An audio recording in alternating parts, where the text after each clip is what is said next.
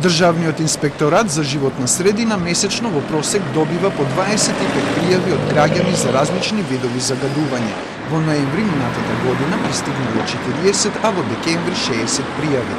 Но од инспекторатот се жалат дека им недостасуваат инспектори како за Скопје, така и за останатите региони и се надеваат дека ќе се доекипираат годинава.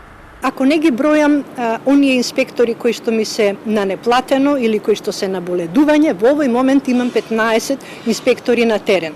Неопходни ми се уште минимум 11 за да покриеме Скопје и регионите каде што немам доволен број на инспектори.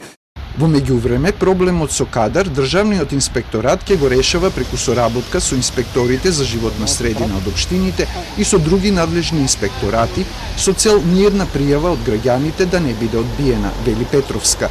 Таа денеска ја промовира онлайн платформата на која граѓаните можат да пријавуваат загадување.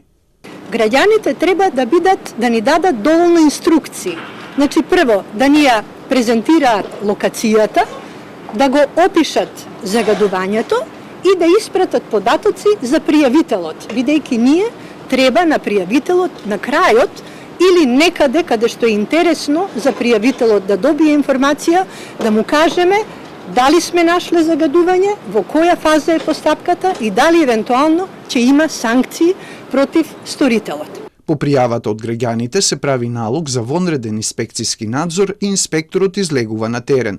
Граѓаните може да пријавуваат загадување на Facebook страницата на Државниот инспекторат, на неговата веб страница, на посебна мејл адреса и на мапата на загадувачи. Платформата на македонски и албански јазик е направена во соработка со Институтот за комуникацијски студии во рамките на кампањата Разбистри се.